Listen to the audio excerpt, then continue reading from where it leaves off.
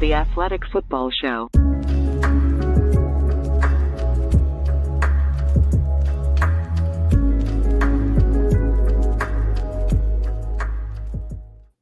Welcome to the Athletic Football Show. I'm Robert Mays. Joining me tonight is my co-host Derrik Klassen. Derrik, how you feeling?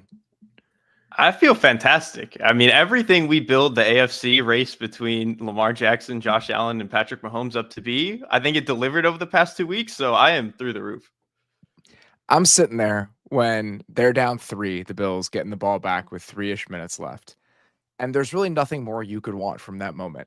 You have a guy on the road against Patrick Mahomes, tasked with trying to slay the dragon in the biggest moment of his career, with the Chiefs trying to go to their 3rd straight Super Bowl after winning the last 2. Like, if you love football, if you have followed the sport for a long time, if you know the characters, you appreciate them, you appreciate their stories, how they've arrived at that moment, it is impossible to get more out of that specific sequence than we got. The problem is, when you're playing against Patrick Mahomes in the playoffs, you're not just playing against Patrick Mahomes. That's the story of this Chiefs team. You're playing against Andy Reid. We'll talk about some of that today. And you're also playing against Steve Spagnuolo.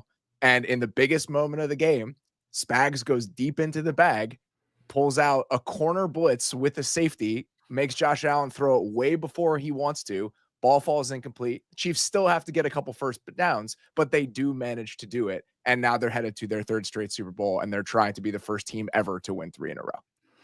That Spags moment is such a good reminder that we always talk about quarterbacks in the terms of if I need one play, if we need one drive, all this other stuff. Spags is, as a defensive play caller, very obviously that guy. I think there are very few defensive play callers in that moment where Josh Allen is the guy on the other side, and you're like, it's kind of a coin flip. The defensive coordinator might actually have something really good here. And for him to, they put Chris Jones on the offense's left side on that corner blitz. You got to slide to Chris Jones, man. Like, why would you not? He's the scariest player on the field. And then they overload the other side, bringing the corner, immediate pressure. Josh Allen heaves one up. To his credit, Josh gets it to the tight end there, and he gives him a chance. But when you're trying to play on the margin of, I got to chuck it up while taking a shot and hope that my guy comes down with it, that's a good play by Spags and a good play by the defense. I know that replay is not kind to Dalton Kincaid. It's an incredibly difficult play. Yeah. You're coming back to the ball. There's 3 guys in front of you. If he had caught that, it would have been a minor miracle. So I'm not going to walk away from this game being like, oh man, Dalton Kincaid really should have caught that ball. He could have, but I think that play is won by the Chiefs before it even gets started. And when we're looking back 10, 15 years from now, Spagnuolo being available and being somebody that wasn't going to be a very in-demand head coaching candidate, no matter what happened with this team, because he had already gotten his shot, he was a little bit older. It's part of the secret sauce of what has allowed this team to sustain in the way that they have. I was at the AFC Championship game after the 2018 season, the D Ford offsides game, where you're just sitting there and you're like, what else could the Chiefs offense have done in this game? And I think Andy Reid had the same thought. It's like, what more could this offense do? And we still couldn't beat this team. And Spagnuolo arriving, it's not even just the last 4th and 5 play. On 3rd and 10, they line up in a cover 0 look. They make the Bills check into a screen on that play to set up that 4th and 5. So on the 2 deciding plays of your season, if you're the Kansas City Chiefs, Spagnuolo pre-snap and post-snap dials stuff up to make sure you are on the offensive and still dictating the game with your season on the line. And I think that we've just seen that so often in the postseason for this team. Mahomes is a huge part of it. He's the biggest part of it, but they have so many other little moments and little details that are putting you on your heels and making you feel tighter than you should. You're in a reactionary position when you play this team. You're in a reactionary position mentally before the game even starts, and then they put you there by the little things they do over the course of the game. It's remarkable. It really is truly incredible. And I think the one part of where I will kind of compare them to the Patriots dynasty is with the Patriots, you always had continuity with Belichick, obviously, on defense. And then offense was Tom Brady's offense. Like, they changed stuff over the years a little bit, but McDaniels was there for a majority of the time. And for the most part, it was Tom Brady's offense regardless. So you had true continuity on both sides for 2 decades. The Chiefs kind of have that with what Spagnuolo has become for them. Like, obviously, Andy Reid and Patrick Mahomes on that side of the ball. Yeah, it's just flipped. It's interesting. I hadn't thought about it in those terms. Really. Yeah. And the fact that they've gotten away with keeping Spagnuolo is remarkable, because if he was, I mean, you bring it up that he already got his chance as a head coach, and so maybe he's just kind of over that at this point in his career. I don't know. But if this was like a 32-year-old guy who was one of the up and coming guys, he would have been gone 2 years ago from this team. And we don't know what the stability would have looked like. And so for Spagnuolo to be at this particular spot in his career and land in this place and kind of want to just stick around and build this thing with a bunch of homegrown pieces, it really is, like you said, a very, very huge part of the special sauce that they have here in Kansas City. It's hard to get a head coaching job as an aging defensive coordinator, no matter who you are. To get your second one, I think is tough for people, whether that's right or wrong. I just think that owners make these decisions in head coaching cycles, and Steve Spagnuolo is not the archetype of coach that most people in the league are seeking out. Vic Fangio got his shot after being the Bears defensive coordinator during that run, but that was the first time. That was well, maybe he will be a great head coach. I think there's probably enough pause with Spagnuolo where there are owners that are going to hold off on making that decision. We'll see what happens, right? Like the Saints still need a head coach. Their search hasn't gone great, but it has been a huge part of this. And even with all of that, even with what Spags can bring to the table, and we'll talk about some of the other elements of the Chiefs defense today, I think are really important. Individually, I thought the front played very well, independent of some of the blitz stuff that they did. But for as good as the Chiefs played and for as much credit as they deserve in this game, you are going to be kicking yourself if you're Buffalo. There are just so many small moments in this game. And obviously the game swings on that 4th and 1 where I don't know if he got it. I know that the call on the field saying he didn't get it puts the Bills at a disadvantage in that moment. It's really hard to overturn spot calls. You can argue with the original spot of the ball, which I think was probably incorrect. If you look at it, the referee on the side, on the upper end of your screen, he had it as a first down. The guy on the bottom of the screen did not. So if they somehow call that a first down, that's probably the way it ends up going. But even with that in mind, the short yardage inefficiency from the Bills in this game comes up huge. They don't get that 4th down. They come up short on a couple more short yardage plays, and they don't get two-point conversions over the course of this game that would go a long way when you end up losing this thing by 3. So the Chiefs deserve a ton of credit, but there are several missed opportunities for the Bills in this game that I think that they're going to be thinking about for a very long time. The short yardage stuff was particularly confusing to me because I think on the whole, the best thing that Buffalo did all day was run the ball. And I thought their interior outside of these particular short yardage situations was actually really good. And so the fact that they struggled when they really needed 2 yards here, 1 yard here, 6 inches here, whatever it is on some of these 3rd and short, 4th and short, or goal situations, I thought was baffling. And maybe that's just the Kansas City guys know when they need to turn it up, and maybe that's part of what it was. I mean, Chris Jones has been famous for just when you need a play, he can go make a play. So maybe that's part of what it was. But I was just kind of confused that they were so good at this. And even with some of their 6 offensive line stuff, being able to move bodies, except for in the 4 plays when they probably needed it more than any other moment. It just seemed like they didn't have anywhere else to go in short yardage. Like the Josh Allen sneak has been so effective over the course of the season. It's like, why would we need another short yardage play? I mean, the Eagles feel like that. They don't really have to go anywhere else because it's so consistently effective. So when those sneaks to the left, which clearly the Chiefs had a beat on, I mean, they were talking about it on the broadcast. So like, we know he's going in that left A gap pretty much every single time. They kept shutting it down, and the Bills just didn't have another answer. The fact that all of those 3rd and 1 and 4th and 1s, you're just hanging on for dear life while you're watching that game. Just not a place I ever expected to be with a Josh Allen quarterback team that has made this look very easy for the most part every time they've been put in these situations. And the one that they did convert is they got stopped on a 3rd down, and then they had Josh Allen in the gun, and they just said, "All right, we're gonna pull a guy in front of you to the right, and we're gonna pray that you can go get it." But even that was like not their under center sneak stuff like you were mentioning. So I do think it was over the top on the sneak that they converted. Yeah, that was, and he fumbled. That's right. That's right. I forgot he had the one where he went over the top. So maybe this was just very, very good honing in on their sneak stuff, which you wouldn't think would be enough to decide a game when you're between Patrick Mahomes and Josh Allen. Maybe it is. I want to talk about the Chiefs' offensive performance in this game because I think that the defense doing what they did in that short yardage play against Josh Allen and Spags with the blitzes, I think that's probably going to suck up a lot of oxygen because those were high leverage moments at the end of the game. They're very visible moments in the game. But what the Chiefs were doing offensively for most of this game, I was just incredibly impressed. Remember after the Week 16 game where they played the Texans? And they had this really well-curated game plan for the Texans where there's a lot of man coverage. Mahomes was getting rid of the ball quickly. And after that game, this is just says more about me than it says about the Chiefs. But I'm watching that game and I'm like, oh yeah, like this team in these one game samples can really dial up these excellent game plans.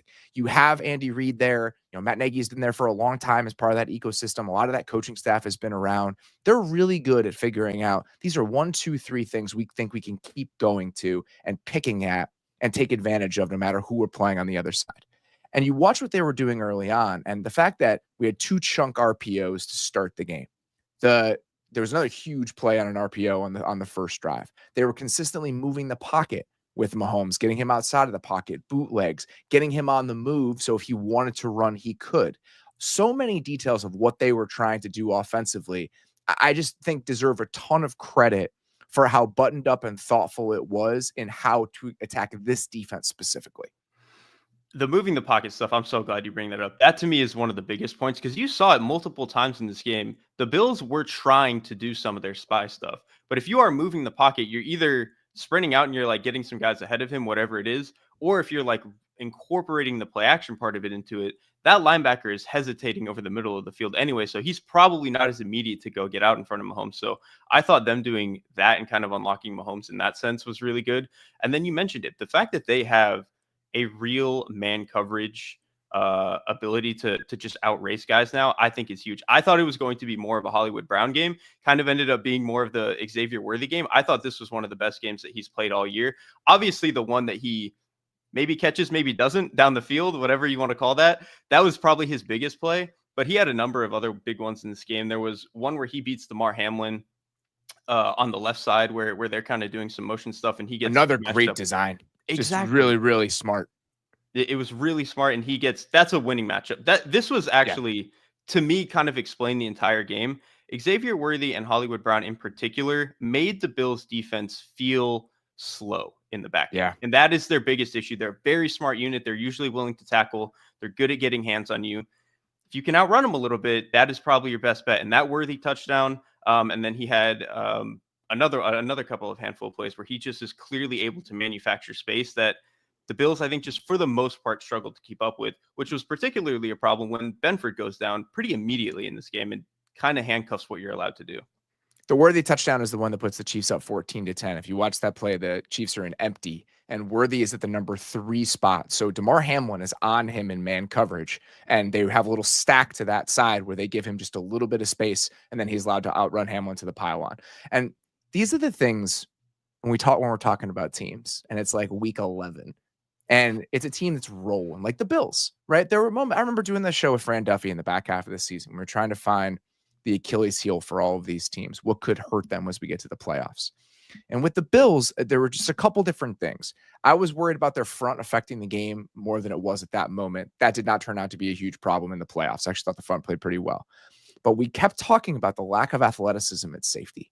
And when you were making those guys play in space, a lot of it was giving up explosive runs over the course of the year. But you sense their lack of speed in a bunch of different areas. And I thought that showed up tonight. I thought that Hamlin had a rough game in space. And then, like you mentioned, as soon as Benford goes out, now you're in trouble because Mahomes just has the microscope on him immediately. I mean, on that drive, they come out, they hit one to Worthy with 25 yards of cushion on the left side. And then on the next play, they come back to Hopkins and hit that. And I'm pretty sure if the ball from Worthy wasn't caught, the defensive hold on that play was on Kaiir Elam as he was trying to cover Travis Kelce. So you have 4 or 5 low light moments in this game from him. And I think that is accelerated by the Chiefs understanding, recognizing, and taking advantage of that in every available moment. And even in some super high leverage situations, there was one that Worthy caught.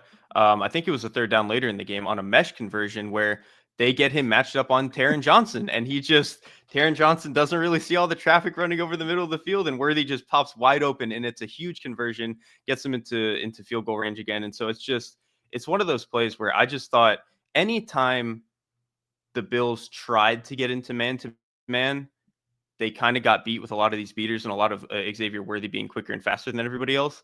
And then I think in a lot of their zone stuff, Mahomes was getting the ball out of his hand really, really quickly. And some of that is aided by some of the moving pocket stuff that we're talking about.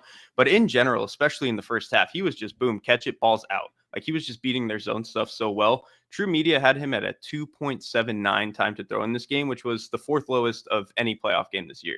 And that's including like, Jaden Daniels against Detroit was very low, but he was also throwing screens like all of the time. And that was part of it. Wasn't as much of it in this game with Mahomes, but I just thought his ability to not let the rush affect him in a majority of these situations was huge, because the Buffalo front was playing well. He just didn't give them many chances to get there because he was getting the ball out quickly. There was another play. I can't remember. I was trying to look through my notes and see where it was, but I'm pretty sure Elam just dropped somebody on a crosser that what led to a huge conversion as well. That mesh play you're talking about was Taron Johnson getting caught up, but I believe there was another short crosser where Elam just dropped somebody. I want to say it was Worthy, and it led to like a 10-15 yard gain. I can't find it in my notes right now. There's like a jumble of awfulness as we try to figure this out. Exactly.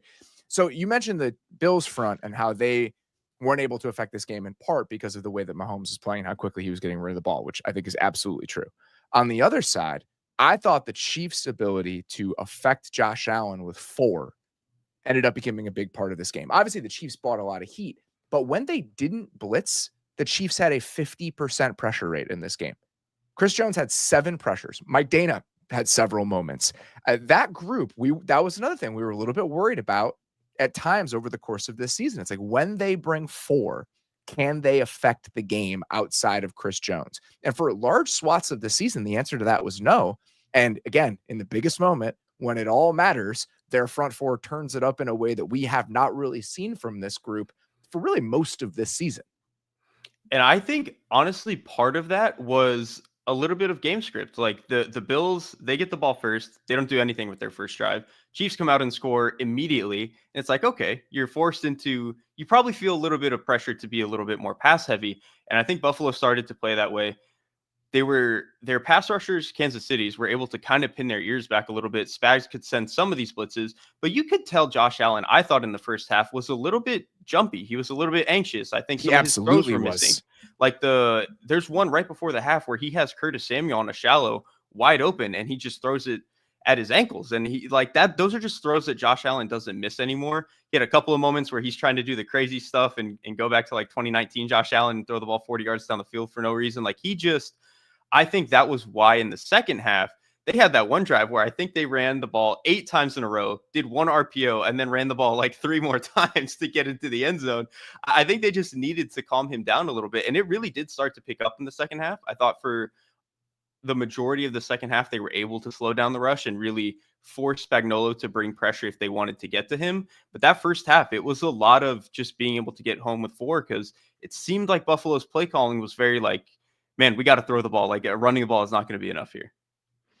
The first couple drives of the game, he definitely felt panicky. I mean, he nearly throws 2 picks on that first drive. Then in a row. He nearly throws 2 picks in a row on that first drive. He drops a snap with 5 minutes left in the second quarter on a 2nd and 5 that torpedoes that drive. Then he chucks the ball into triple coverage. I'm pretty sure he saw the defensive hold on that play, and that's why he was willing to let that ball go. It was funny in the moment. I see him pointing at something, and I'm like, what is he doing? What is he pointing at? Why are you pointing at something in the middle of the play? And then that's obviously what he saw, so he was willing to let that rip. But even if you're willing to excuse that one, that stretch where it was the drive at like 4 minutes left in the second quarter, he's low to Samuel on that 2nd and 10. And then on the 3rd and 10, he escapes to his left, and he just kind of launches it down the left sideline. I absolutely thought he was a little bit jittery in the first half. And in the second half, that stop that the Bills get. So obviously they score at the end of the first half because Matt Collins is potentially, or I guess is essentially Jerry Rice in this game. Like whatever reason, if you wear 13 for the Bills and you go to Arrowhead in the playoffs, you are Randy Moss. It happened with Gabe Davis, and now it happened with Matt Collins. So they score. It's a huge drive, come out down 5 at the half, Bill get a stop. And because they were only down that score early in the 3rd quarter, I do think that changed the complexion of the game a little bit, because they're like, we can just run the ball. Like, we're just going to sit here and run the ball down their throats. And yeah, the only throw on that drive where they ran the ball like 11 or 12 times was like an RPO screen that was essentially a running play. And so that was what they wanted to tap into. It's what they were trying to tap into on that drive where they get stuffed short on 4th down, and then the game has to swing back a little bit. So when they were able to play the game they wanted to, it felt a little bit different for the Bills. There just weren't that many stretches where they were allowed to settle into that today. That's the perfect way to say it. They couldn't settle into it. And I think if Josh Allen was maybe a little bit more consistent early in the game, they would have felt better about being balanced, controlling the game that way. But it just felt like for large portions of this game, it was either we've got to hunt for the big plays until they realized, okay, this is not working. We need to slow things down a little bit. Maybe we'll get one insane Josh Allen seam throw every now and then, which he did hit a couple of insane throws in this game. Obviously, the first touchdown to Matt Collins is crazy. He beats Nick Bolton, who's playing as the seam drop or as the Tampa dropper one time, hits him right next to his ear hole. I was like, that's a ridiculous throw. So he still got some that great 3rd moments. and 13, right? On that drive, they 13, converted a 3rd and 9 and a 3rd and 13. And at one point, it was 2nd and 20. And he makes it all back on that throw to Shakir. I have not seen the angle from behind on that play. I just watched the dots, and I was trying to watch it in real time, and I'm like, that is not a big window that he's trying to fit that ball through. He made it look much, much easier than it actually was. All of his best throws were that today, where it's just the window doesn't seem like it's there and he makes the throw. It was just a lot of the easier stuff that I thought he was struggling with, which is weird because the biggest development with Allen over really every year of his career is that he's gotten better at all of the easy stuff. And so for in this moment, for that to be his biggest issue, I thought was frustrating. And again, I think the Bills did a good job of calming him down with the run game in the second half and getting better play out of him. But I thought kind of Spags got into his head pretty early. And by the time they figured it out, it was a little bit too late. We talked about this coming into the game, and I think some Bills fans push back on this, and I totally understand why you would. This idea that they really need to do it now. Like, this is the year where that needs to happen because, you're only 1.5 point underdogs on the road, which essentially is a coin flip. The NFC, the Eagles played really well today, but there really wasn't like a juggernaut team in the NFC for most of the season. The Niners had a down year. The Lions were hurt. Like, is this your best shot? And I think as long as Josh Allen is your quarterback and playing at the level that he's playing at, you're going to be in contention pretty much every single year. But when you look at so many of the things that had lined up for this team this year, okay, the injuries are one part of it. They've got a couple guys out, but how many times did we hear during the broadcast they had more snaps with their starting offensive line this year than any team in the league? They had the number one turnover differential in the NFL this year. They gave the ball away like 5 or 6 times the entire season. They were like plus 24 on the year. Even in this game, you put the ball on the ground 4 times, and the Chiefs lose a fumble, and you still can't finish it off at the end. So it's not that this team as constructed or the talent on this team means this is the best chance they have. They're young at the receiver positions. There's been some turnover on the back end. We'll see some of those younger, like Cole Bishop, and next year, does that look a little bit different? I think this team as constructed, this isn't like an all-in sort of situation. They actually had a lot of dead money that they had taken on this year to kind of set things up for the future. This kind of felt like a soft reset year, but that doesn't mean that when you actually get down to it, based on everything else that was going on around you and so many of the circumstantial things you can't control, this might have been your best chance. And for it to end like this, it's got to be heartbreaking if you're a Bills fan to get this close again and have this be the final result. Yeah, this will not be their last time here. Like you said, as long as they have Josh Allen, they have as good a chance as anybody to get this far as anybody, obviously, but Kansas City. But the stars will probably never align quite this way. And that's the issue. And usually you look at almost any Super Bowl team, especially ones that are outside of these dynasties like the Patriots and the Chiefs, they usually did need a lot of things to go in a particular order for them. They needed the stars to align for, certain things to go their way to make this type of run. And it felt like that is what it was like for the Bills this season. I mean, you mentioned the Kansas City fumble. I think the broadcast said it was their first turnover in like 83 drives, Kansas City's. So you got like an unbelievably rare turnover. And it didn't matter because the one time you, as the Bills, turned the ball over a ton was in this game. It's just the stars aligned so well up until this exact moment. And you get one play against Spags at the end and that decides it. If you look at it moving forward, the Bills have like $1 million in cap space going into 2025 after they move on from Von Miller. They're currently slated to be over the cap. So they're going to have to move some money around. Allen has a $43 million cap hit. He's a $14 million base salary.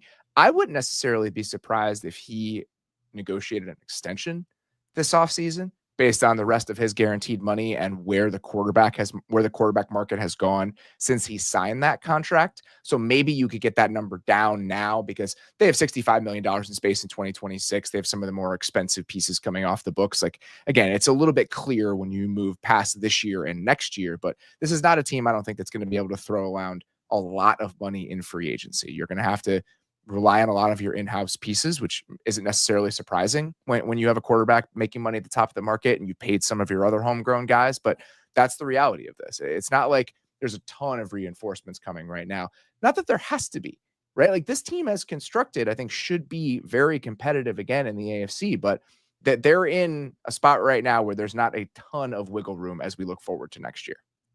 I mean, it's kind of like we've talked about the Chiefs recently, and you mentioned this on the preview show. Like they're in this little reset period where you kind of have to bank on some of your homegrown guys a little bit, and your quarterback's making a lot of money, and you got to make these right low cost bets. I think they'll be fine next year. Just maybe it is a little bit harder when the Chiefs, again, they probably will not feel this like slow ever again. And so the fact that you're having to battle with that, I think is going to be tough. One more thing I want to say about the game specifically.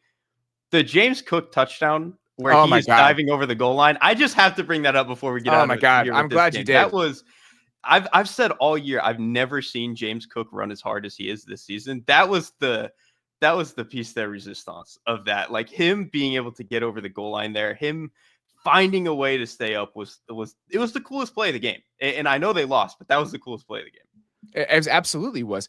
He had the presence of mind while one hand was coming down and he was getting hit in midair to reach the ball out over the goal line. It was a phenomenal play. And he really has taken a big step this year specifically. And I think they're just rushing ecosystem with the guys they have up front and him. That's something you'll absolutely be able to rely on moving forward. I want to ask you just because I think that I'm kind of taking this for granted, just that with Allen and with sort of the other elements of the infrastructure they have, I think McDermott's a good coach, et cetera. Is there anything about this team that's kind of like endemic to this team that gives you pause about what their ceiling is? Or do you think this is just kind of like a couple bounces of the ball either way? Offensively, no. If anything, I thought this was the best version of them. I think in previous years, they've been held back by the fact that they were kind of purely a pass gun team. And I think that that's obviously not the case now, that they've found more modes on offense. Obviously, their run game was one of the coolest in the league this year. And sure, you could say maybe one or two more star receiver power would level their game up, but like they were overall a functional offense. I do think on defense, you saw some times where, especially this year, they're just really slow in the secondary. And I don't think that's necessarily endemic to who they are, because earlier versions of the McDermott defense maybe were more vanilla in how they played, but they weren't slow. Like those guys were very, very good and agile, fast safeties, all that stuff. Right now, that just seems to be the issue, is that those guys just can't run. And even the corners, for as good as they are, aren't the fastest guys. So I don't know if there's anything long-term endemic about it. I think it's just you run into a dynasty, and this is sometimes what happens. You become the team that gets forgotten. If you're thinking about position groups heading into next year, I think the secondary is a good position group to think about, because again, you draft Bishop in the second round this year. You'd hope that he'll be a part of your starting lineup moving forward.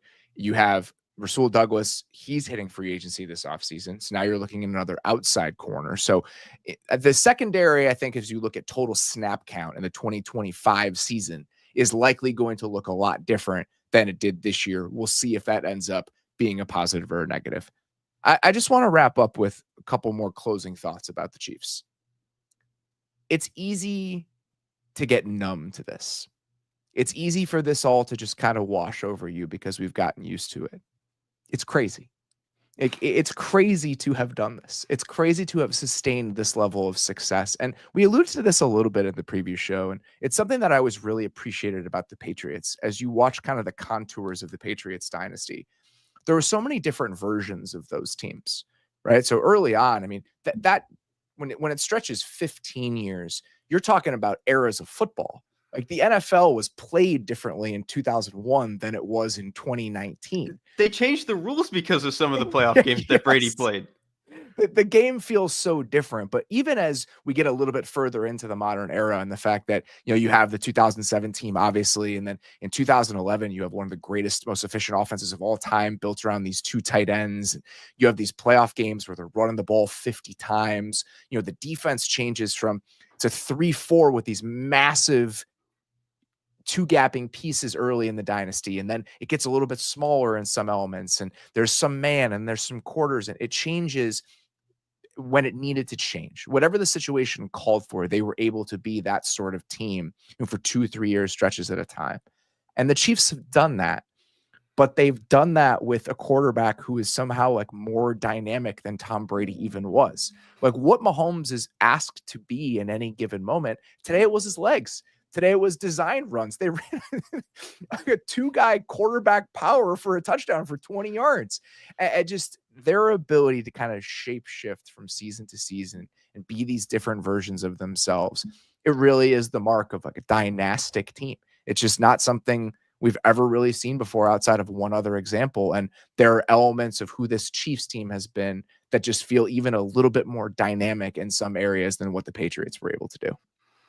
There are two parts of this that really capture what you're saying for me.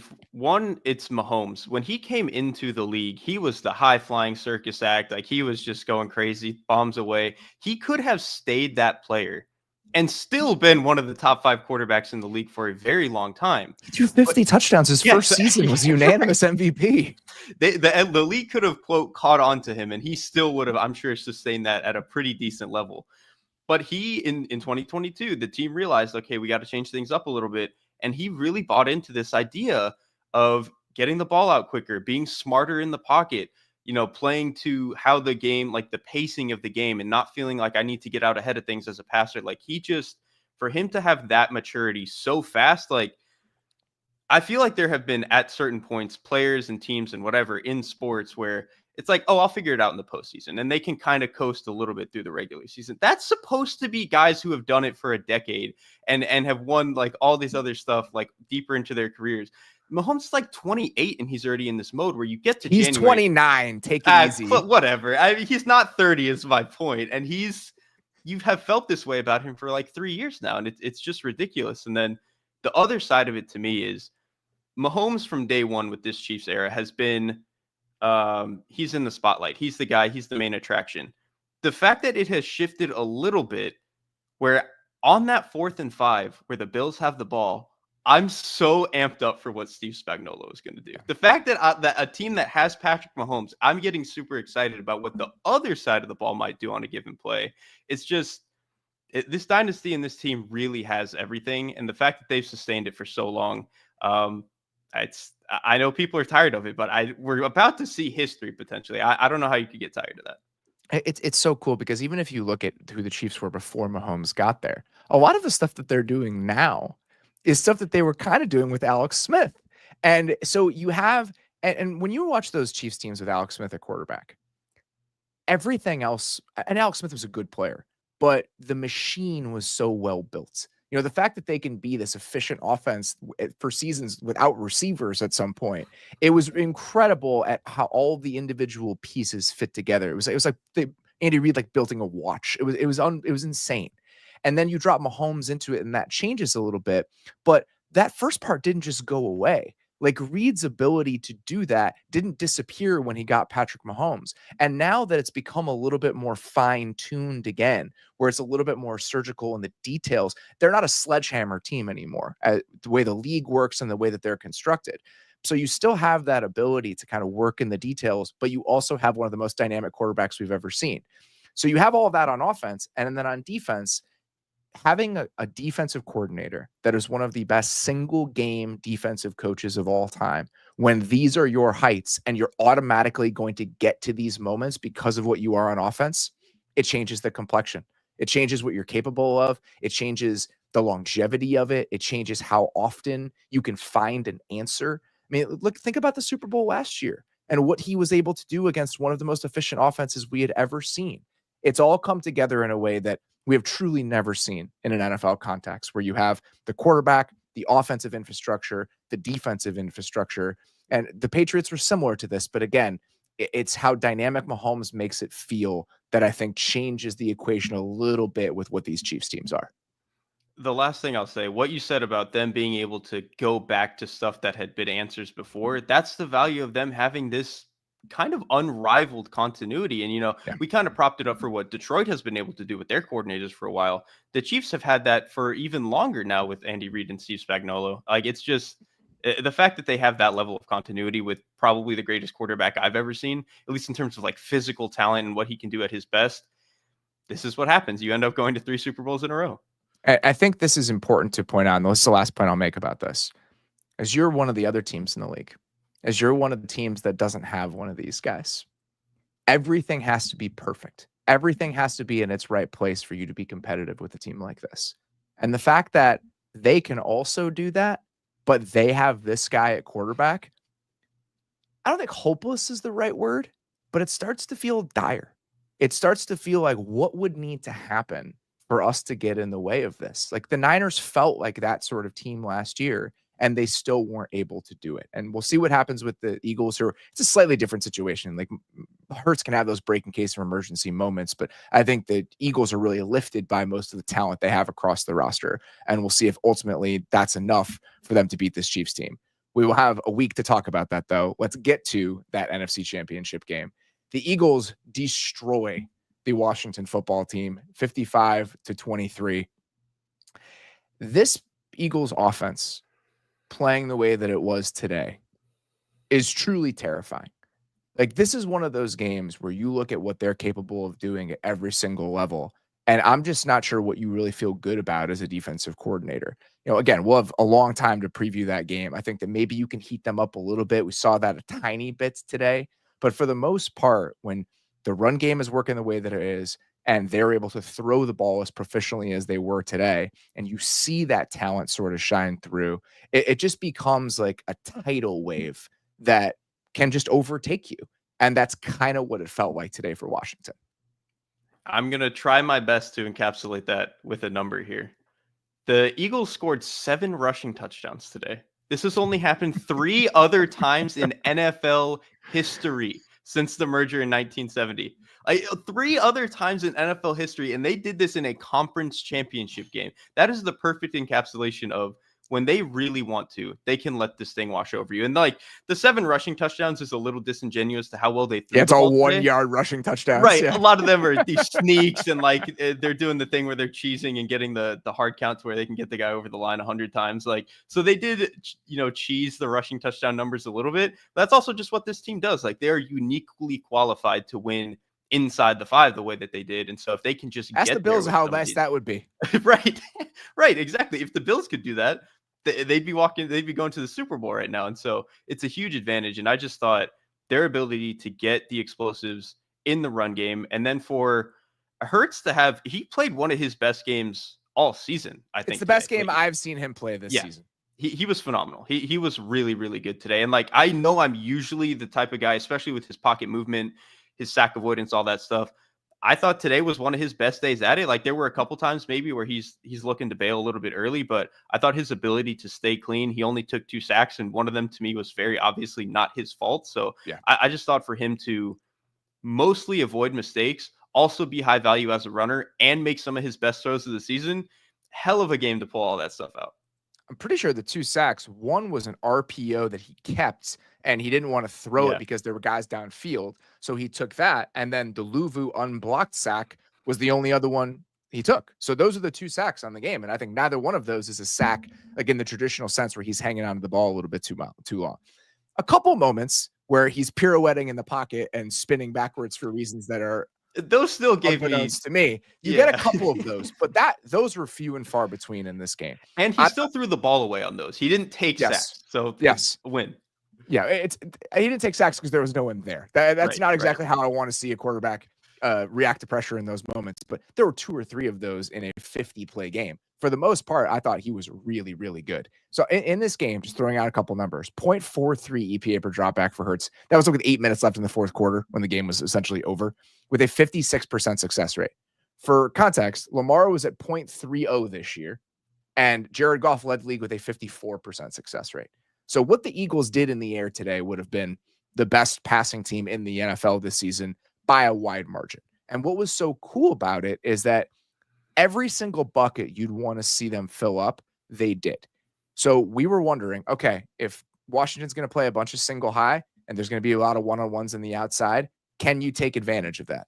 Check. You had the 4th and 5 go ball, but they had multiple plays where they're hitting comebacks, to AJ Brown on the right side, the pile-on route for the touchdown. When they had one-on-ones, they were winning one-on-ones outside of the numbers.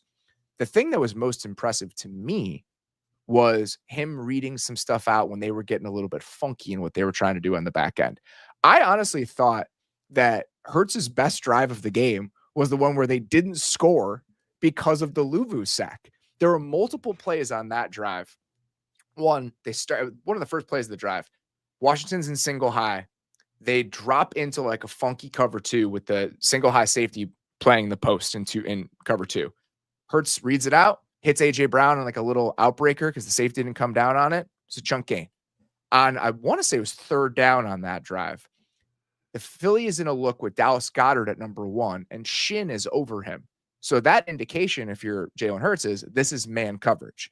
But instead, they drop into a funky version of cover 2. He gets to Goddard almost immediately for a completion. Those are the types of things at times that can bother him when he is not confused, but you're switching things up right as the snap is happening. He's got to actually read stuff out and make a decision. I thought he was quick with that today. I thought he was authoritative with that today. And when you combine that with their ability to take some of those one-on-ones and consistently win them, you have a passing game that looked borderline unstoppable for most of the game today. And those were the plays that I thought if they lost the game, that's where they would lose the game. Because what's funny is we mentioned, Philly winning all these one-on-ones. It wasn't like Washington, like you were mentioning with some of these plays, were playing purely one-on-one ball or playing purely cover 1. They were mixing it up, I thought, really well throughout the entire game. And they Agreed. were really keeping them on their toes, especially like they were running a lot of simulated pressures early on and dropping guys from weird spots. They had a good game plan. It's just that the one-on-ones that we expected Philly to win, they won a lot of them. And then in these instances where they are throwing some, maybe simulated pressures and dropping a guy or getting into these weird cover 2 rotations, Hurts, like you said, didn't make mistakes. He got the ball out and was throwing pretty accurately. And then the offensive line, outside of a couple of those moments, I think Landon Dickerson was struggling a little bit early on in the game, which is to be expected. He hasn't played center in years. And he was hurt. He was hurt, and he was a backup center.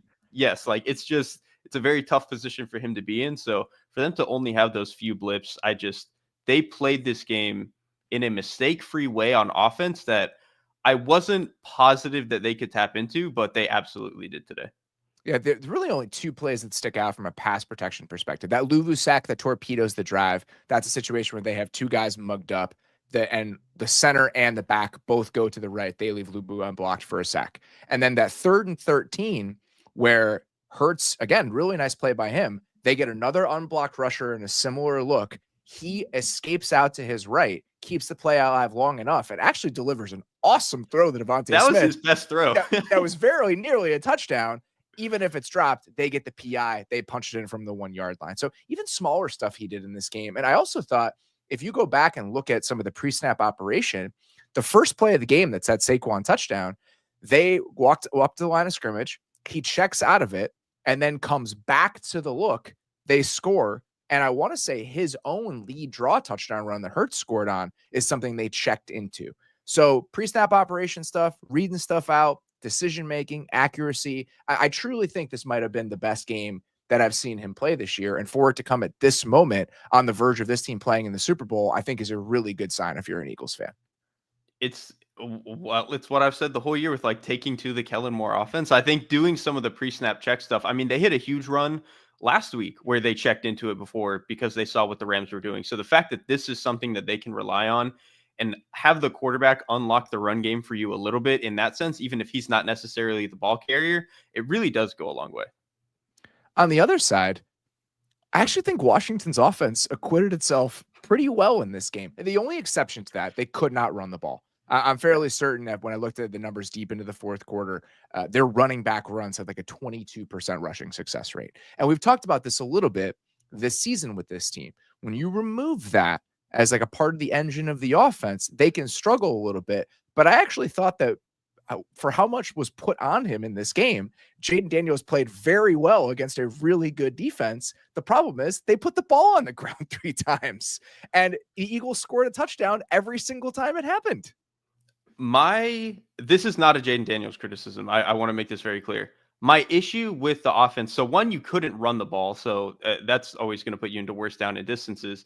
And so you could tell early in the game, they felt the need to just get into a lot of these spread passing looks and try to win the game 5 yards at a time. And Jaden Daniels is it's like they were going to on that first drive. They literally, I thought it was 17 plays? It was ridiculous. Yeah, and then they even had the multiple next drive, fourth down conversions on the first drive of the game. and then for whatever, they didn't go for the last one when they're in the red zone, which I thought was whatever. The point is, like, Jaden Daniels actually did well to win 5 yards at a time and beat the blitz and really keep the offense going. It's just that when you're playing that way, you are kind of inviting the turnover luck thing to turn your way, because you're just giving so many opportunities for the Eagles guys to tackle you. It's the bet you're making with that defensive system, period. You're betting that if they have to go 15 plays, they'll fuck up somewhere along the way. And they did. And that's what I talked about coming into this game, was not necessarily the turnovers, but I was like, I just don't know if Washington's going to get the explosives that they got at some other points against the Eagles. So then what happens? And it turns out what happens is you fumble the ball a ton. But Washington did not complete a pass over 20 yards in this game, and they only completed one over 15 yards. And so even though the passing offense... How many did he even throw? He only threw, like, I think 5 beyond 20 yards. The only one I can remember anecdotally is they had that one where the Eagles were in man, and he had that big crosser, and I think he thought the Eagles were in man coverage, and it was like a robber look where the other safety dropped down. He didn't account for the other safety. He thought the other safety was covering somebody in man, so he let that thing rip, and Blankenship nearly picked it off. That's the only deep shot I can remember them taking, like, the entire game. Well, I think half of them were when the game was effectively over and they had no other option. Those those don't really count. Right, so those don't even count. So they really just were not pushing the ball down the field, which, again, it's like you said, if that's the bet you're trying to make against Philly, sure, you might get one Terry McLaurin catch and run. You're probably not going to get enough of them to beat a defense like this. The biggest play of the game, and all three fumbles were backbreaking because they all led to touchdowns. The Eckler fumble, that is the moment that the game swings, because the Eagles, they scored three touchdowns at all three of those. But when that happens, it's 34-23 at the end of the third quarter. You just got to stop. You're down 11, and you're at midfield with a 1st and 10. And instead of you being able to put points on the board in that drive, hopefully cut it to one score early in the fourth quarter, you've now handed them the ball at midfield early in the fourth quarter. They go down and score a touchdown. It's now 41-23 with 12 minutes left, and the game is effectively over. So all three were brutal, especially when the other team is making relatively no mistakes. But that one specifically, the game completely turns. And the point about that play, and even the first fumble of the game, the one not on the kickoff, the Eagles are raking at the ball. These aren't just like little whoopsies by Washington. This is a defense that has hunted the ball all year, and they did it again in the most important game of the season. The Burks punch out on the Eckler one it looks violent, dude. It looks like an automated machine that makes me feel warmer. Yeah. You're a Chicago history, guy. And like this is football as I understand it. The Peanut Tillman part of this, obviously, but I had an entire team that was sustained by turnovers for most of my football watching life. And so when a team can do this, it puts me in a very warm and comfortable space. I mean, that play was about as good as it looks. It was about as pretty as it looks. And the Eckler play, it was one of those situations where he ends up on the ground because it's a low throw, and you can tell he's trying to scramble to get up. And when a guy is scrambling to get up and you have a player right there ready to punch it out, that ball's coming out 10 times out of 10. And so it was just one of those ones where you felt like, not necessarily like on that play, you felt the talent difference, but that was when it was like, okay, the dam has kind of broken here, where one team is very clearly more put together than the other and just has more dudes. And I know Burks isn't like their star player, but I think just in general, that's when you felt like the watershed moment kind of happened. I think there were a couple other moments where you really feel just how deep the talent pool gets on this team. Talking about how Washington's offense, I thought, moved the ball pretty well over the course of this game. The game swings for Washington's offense in like 4 or 5 different moments. The decision to kick on that 4th and 3 is one of them. And then the drive where they have to kick a field goal to go 14-6. Go back and watch the 2nd down incompletion and the 3rd down incompletion.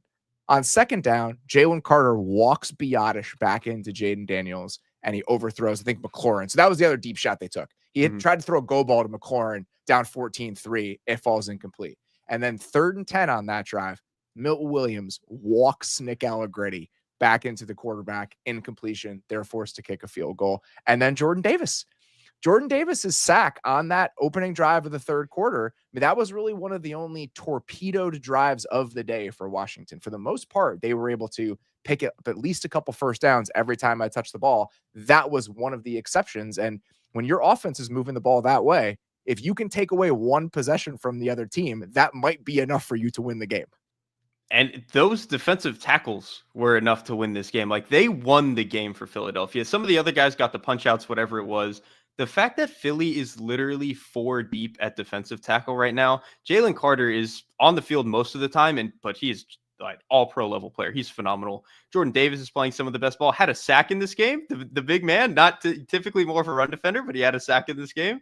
And then you obviously have Milton Williams having a couple of key pressures, and then Moro Ojomo, I thought, really popped up in a couple of instances in this game. Like, their ability, obviously you saw it in some of these pass rush situations, but like we mentioned with the run game inefficiency for Washington, they were beating them up on the interior. It was not close in a lot of these situations. And a lot of Washington's run game is built on, we're going to spread you out formationally, and then we're going to try to run it up the gut because you're just, bleeding bodies out. And that's kind of how Philly plays defense anyway. But if the defensive tackles are this good, you're just never going to get access to that type of stuff. And you saw it today. Yeah, and I think this is not a criticism of Washington. This is where they are in the team building process. Right. This is an offensive line put together with a bunch of mid-tier free agents. Like, when you have these guys who have pedigree, they're first round type draft picks, and Milton Williams, who's going to get $20 million a year in free agency. Like, somebody's going to pay Milton Williams this offseason. There are going to be moments where you feel the gap in those two position groups, especially when your best offensive lineman is not playing in this game. And that was the case for Washington. The other talent thing that I want to point out, and just the star power we get from this Eagles team, is what we got from Saquon Barkley in this game. Okay. Obviously, you get the 60-yard touchdown. It's great. It's Saquon Barkley at his best. His second touchdown run, Luvu is unblocked, flying through the B gap. He presses it, bounces it outside. But just a phenomenal job by Lane Johnson on that play, by the way. He has Dorrance Armstrong one-on-one and just turns him, just like by sheer torque and force, turns him, gets the alley. Saquon takes it home for a touchdown. But I thought Saquon's best plays in this game are what he did in pass protection. He was so good as a pass blocker in this game. I mean, he's just meeting guys in the A gap.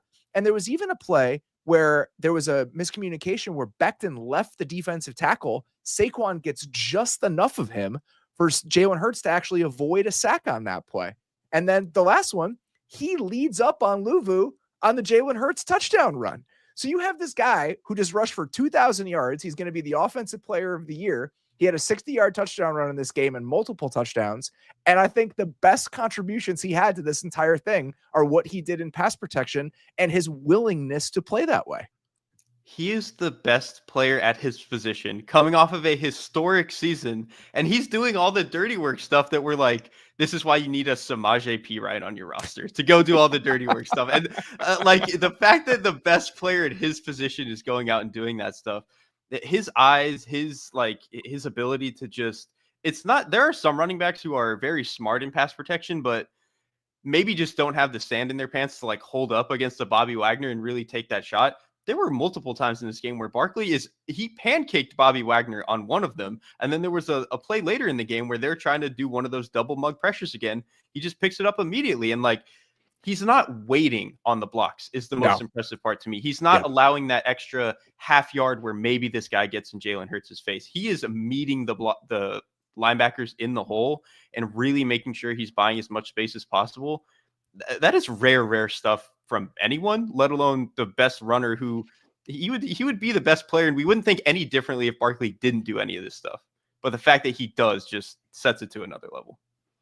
You forget, you forget, but you don't really think about him as like this type of player. He weighs like 230. Like, we think of him as this like home run threat. That's a big man. And when he wants to throw that weight around, he is very capable of doing so. The last Eagles specific thing I wanted to mention, just because, well, I guess a couple more, but one play, that switch verticals throw to Dallas Goedert down the left sideline. That's another example of the Eagles, I think, just really being tuned in this game. We know we're getting single high. How can we manipulate that? So on that play, they know it's cover 3 just based on the pre-snap look. They get a switch verticals where Goddard runs like a little wheel up the left sideline, and there's a flat controller to that side. So they put Shin just in a terrible bind, and Bobby Wagner actually has to get all the way underneath that vertical route from Goddard, and that just ain't happening. So that was another area where just by design, I think the Eagles were putting themselves in really good positions in the passing game. And that kind of brings me back to how the Eagles arrived at this moment beyond just the talent on the roster.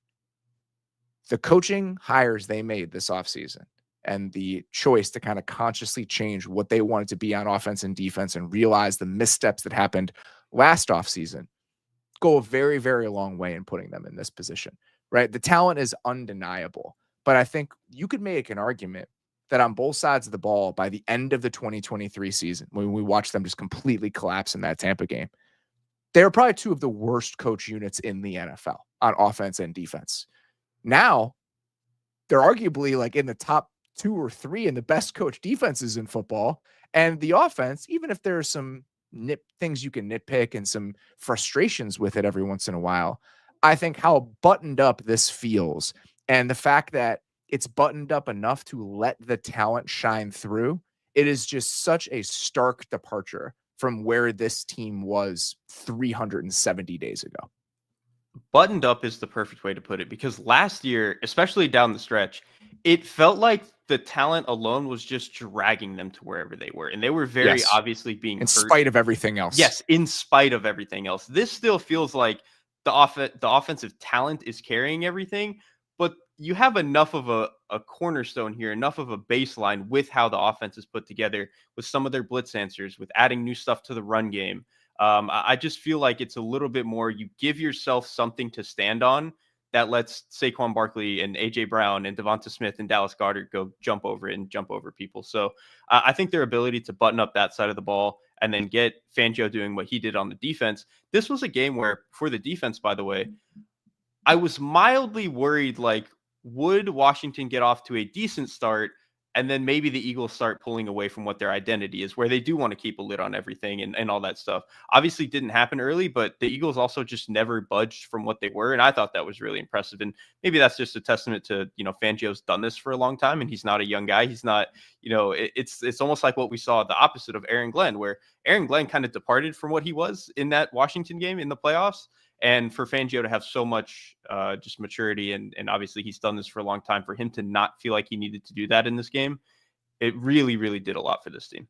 Yeah, it's we have both had questions about what this team was going to look like despite the talent on both sides of the ball and how well it has all come together and just how phenomenal their offseason additions were in both the booth and with the roster. Incredibly impressive, and I think has brought them to this moment. Talk a little Washington postmortem before we get out of here. I think too often we can look at teams like Washington and say, sky's the limit. They made it to the NFC Championship game early in a regime. They got $87 million in cap space next year. It's up there with anybody. This thing's just going to go up and up and up. And we can be wrong. And I think it's because we misattribute some element of why they got here. With Washington, I think you can really believe that sort of framing, in part because I think the quarterback is special. Like, I think he is a special player.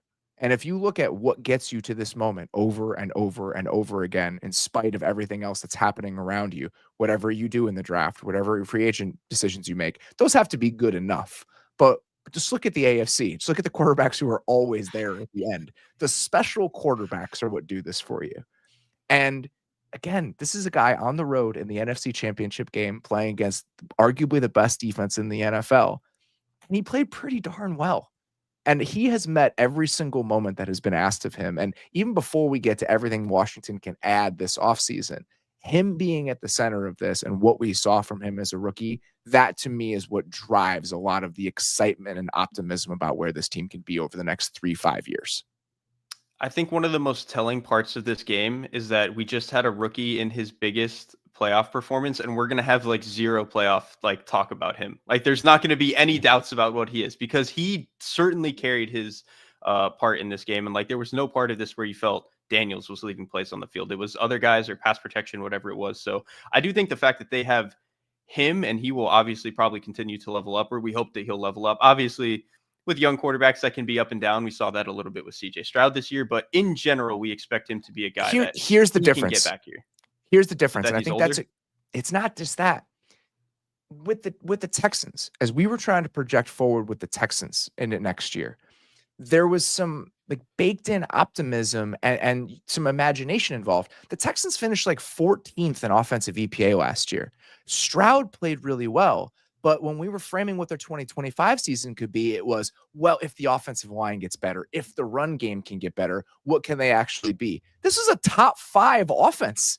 Like if they're just this next year, they would probably be a contending team in the NFC. So I think the fact that there's no projection necessary for this to be an elite offense, I think that to me is what feels a little bit different than the framing that we had about the Texans last year. I think that's probably fair. I think I'm probably a little bit more scared about some of the regression that is going to hit this team in certain areas. And I also think they kind of That's fair. I know their pass protection plans and stuff were good, and I know their offense was generally well constructed this year. I would be shocked if they could get away with an offensive line of this caliber next year. Like it just doesn't probably seem won't like have to be. Yeah, that they could make it better. That's true. Yeah, they probably won't have to. I mean, I think that's the question is where do the resources go? I think that becomes the biggest offseason question for this team. Again, they have $87 million in cap space. You got a couple guys hitting free agency, Bobby Wagner, Jeremy Chin, Zach Ertz. But Zach Ertz had a really nice season. The fact that Zach Ertz is catching 10 balls for you in the NFC Championship game is not really a place where you want to be in 2025. And so I think, can they start to add some real high-level pieces in the draft? Like, do they take a tackle in the first round, for example, right? Is this not going to be just pieced together with mid-level free agents along the offensive line? Can you actually swing a little bit higher? They need another pass catcher somewhere along the way, and we'll see what they end up doing in the secondary, because that's probably where they need to spend some money and some resources as well. But they have a ton of them. I mean, this is a team that can really do a lot to improve the areas of their roster that feel a little bit underwhelming right now. And I think when you combine that with a quarterback who played this way and a play caller who's going to be coming back and seems to want to be there, it's a very good starting point with me. I was going to say I want to see what they do with the money first to see if I believe that, but I didn't think anything they did this last offseason was any good, and then they ended up in the conference championship game, so maybe it doesn't really matter. I think that they've shown here's what I would say about the front office. When you luck into a quarterback, but when you have the second overall pick and you get a guy like this, it's transformational. That's what Jalen Daniels has been for this organization. That's one side of it. I think the other things that they did, and we've talked about this a ton this year, I think that the moves they made have shown real vision, right? Where it's not just, they had a ton of free agent money last year. They didn't spend the money on the most expensive guys that they could. I think that when you see how it all fits together on defense, the talent at the end of the day is a little bit underwhelming, but it all makes sense. Like everybody had a role, everybody had a way they were going to be deployed within the defense. Even the Brandon Coleman part of this that we've talked about, like drafting that guy in the third round and having such an intentional plan for how to bring him along. I just think that everything that they've done, there's a reason for why they're doing it. And it kind of reminds me early on in the Brandon Beane tenure in Buffalo, where when you watch the free agent moves that they were making, it's like there's a purpose behind all of this. Like this just isn't thrown at the most expensive player that they can find. They're seeking out skill sets and how is this going to affect our quarterback and how are we going to be able to play defense because we have these guys. And so if that's the baseline of why you're making the decisions that you're making, I can it's easier for me to get behind what this is going to look like moving forward, because I think that there's actually a little bit of method behind the madness and how they arrived here. That's a really good point. And I also do think Dan Quinn has shown an ability to really improve and change, not just as a play caller, but kind of just in his overall approach to the game and being a head coach. I think what he did this year was, more impressive than a lot of what he did even in Atlanta, especially with the defense, but even just like how he's managing the game and stuff like that. I saw his ability to continue to level up there, paired with a quarterback like this, and all the resources that they have. It is an incredibly good starting line. I guess maybe I'm just like mildly scarred from what the Texans were last year, but I think you make a lot of good points about why it's not a 1-to-1 for that type of team. I also think that, and maybe this is recency bias, I think that I just can't imagine the Texans last year. Like the protection wasn't as bad as it was this season, but the offensive line still wasn't a strength. I think that this coaching staff getting as much as they did out of this offensive line from a protection standpoint, and how well devised the protection plans were for a good majority of this year, that prevents the bottom from falling out the way that it did for Houston. But even if we did have some regression in how well they were protecting the quarterback, I think that Daniels is just more equipped to deal with that sort of stuff than somebody like CJ Stroud is, because of what he can do with his legs. Like, I just think that he is less susceptible to cracks in the protection plan completely torpedoing what you were on offense. And I'm not putting all of that on CJ Stroud, but I just think that what Jaden Daniels is built like as a player, I think it maybe is just a little bit more resilient given what you would have to put around him for him to be successful, if that makes sense. I think it does, and I think that's probably fair. I also wonder how much we truly believe that if they didn't hit like a couple of Hail Marys that just get them into this dance. Like, this might not have been a playoff team with a couple of different bounces, and I think that's the part of this that I go back to a little bit, that in that sense they're probably farther away than we think. But I do think that that's a good point, that the pressure specifically, I don't think we saw Jaden Daniels get like mega pressured the way that CJ Stroud was for a lot of this year. And so I do wonder what it would look like if he had to play more high pressure games like that. But at the same time, I think a majority of quarterbacks would look pretty bad in that type of scenario. Yeah. And again, I think that they are pretty far away from a talent perspective, but that's what this stretch is for now. Right. And that's exactly what this stretch You weren't is even for. supposed to be here. So yeah. And it does remind me a little bit. And I think he played way better than Josh Allen did as a rookie, obviously. I mean, it took Josh Allen a couple of years, but this pairing of really good, self-aware, defensive-minded head coach, I think that's what I would say about Dan Quinn. I would say the same thing about Sean McDermott in terms of like how smart he was with a lot of the game management stuff, how aggressive they've been on fourth down for pretty much his entire tenure there. Like, that's what you have to be if you're a defensive-minded head coach. You have to be somebody who's going to be aggressive in these situations, make the right game management decisions. I think Dan Quinn has shown an ability to do that. And if you can combine that from the coaching side of it with that transformational quarterback, that to me is a worthwhile thing, because even if Cliff does leave in a couple years, is the quarterback so good that you can manage to overcome that in the same way that Buffalo could when Brian Daboll left? If you can get the quarterback on such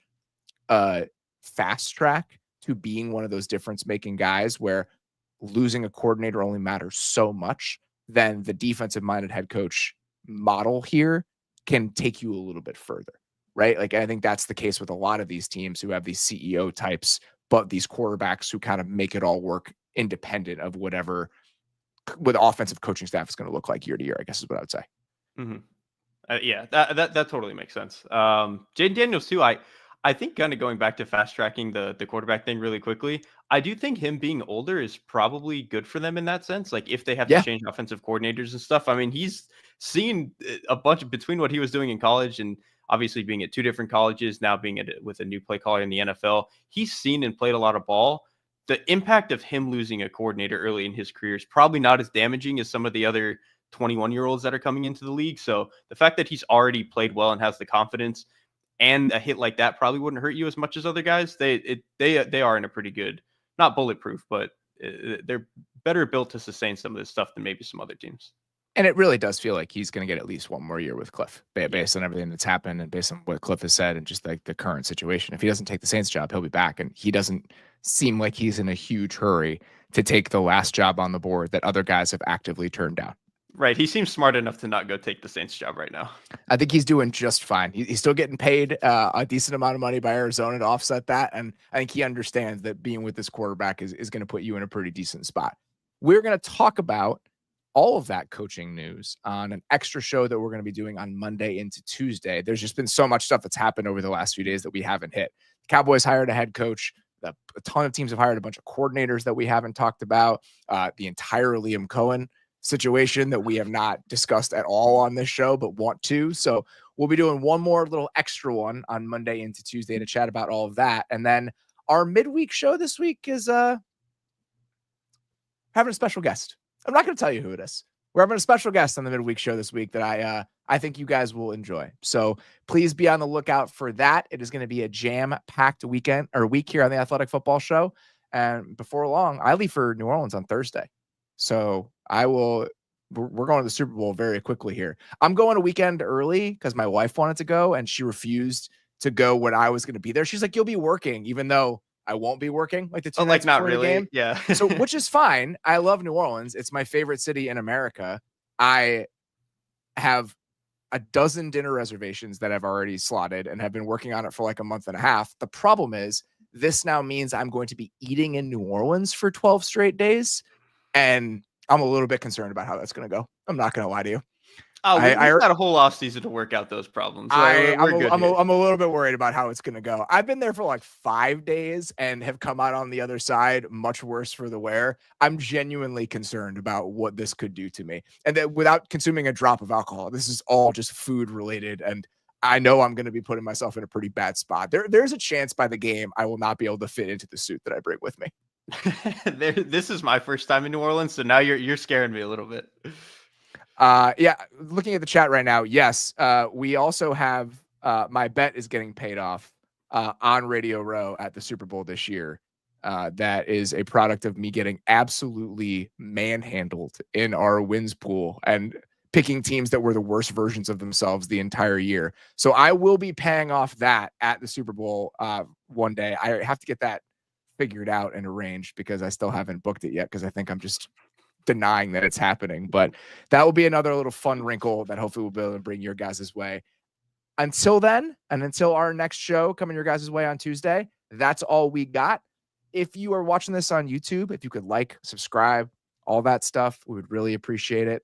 Now that we've gotten really to the end of the season here, if you enjoy the show, please leave a review and rate it on your podcast platform of choice. Let us know why you've enjoyed the show. We would really appreciate that. It does go a long way. So just take 30 seconds. It would mean a lot to me. It would mean a lot to Derek. For now, that's all we got. Sincerely appreciate you guys listening. We'll talk to you very soon.